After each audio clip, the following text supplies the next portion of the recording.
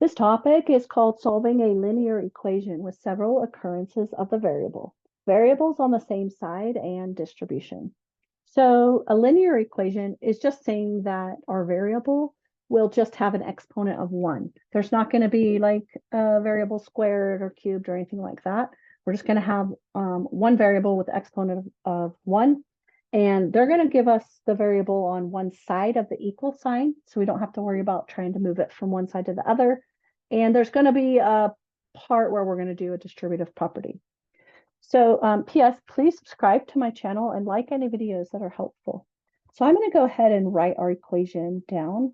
Sometimes changing the side that the variable's on is helpful. If you want to switch the 4 to the other side of the equal sign and then all of that stuff to the left side, you could do that, but it's not necessary.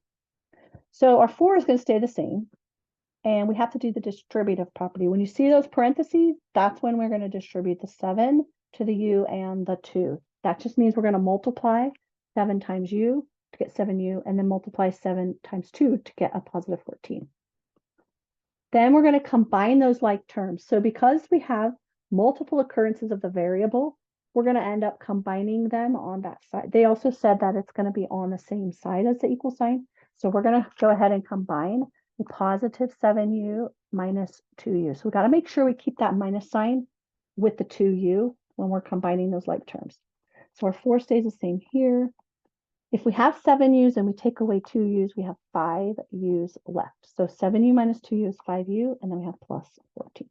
Now we're still focused on the right side of this equation, or like of the tracks we drew.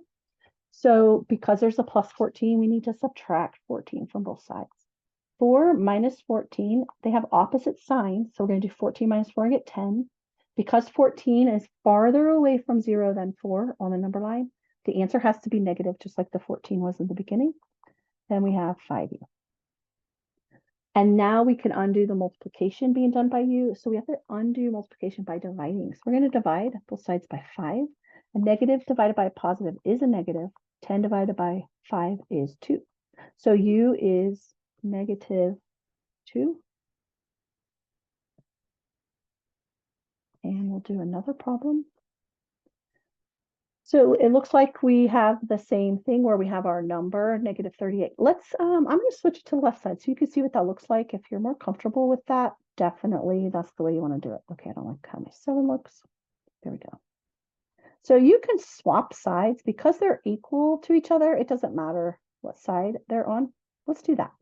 Now, sometimes this is, I think when you're first learning solving equations, like to have the variable there on the left side, so it might look a little more correct to you. So we have our negative 7v. We have to distribute this positive 4 to the v and the negative 8.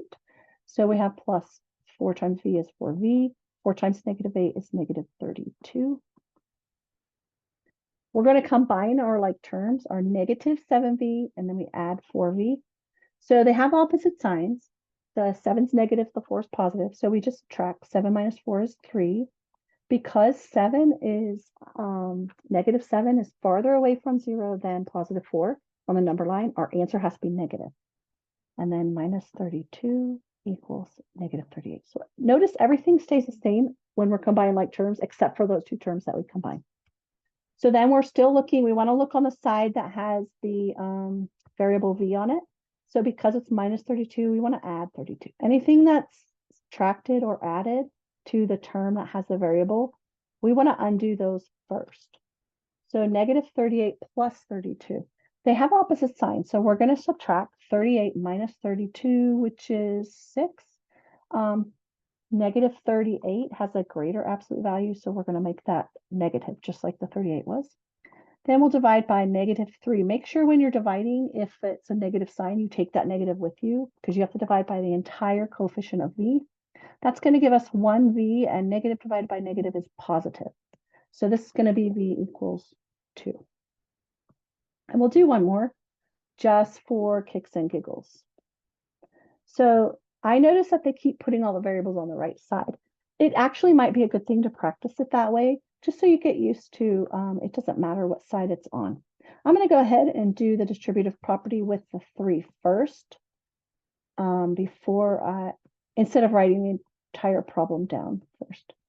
Then we're going to combine the 3x and the positive 7x. They're both positive. So 3 plus 7 is 10, and then the x stays the same. Now we're focused on the side that has the variable x. So we want to undo plus 21 by subtracting 21. So 10 equals 10x. So obviously x has to be 1. We can divide both sides by 10. So you can see that x is 1. That's the end of the lesson.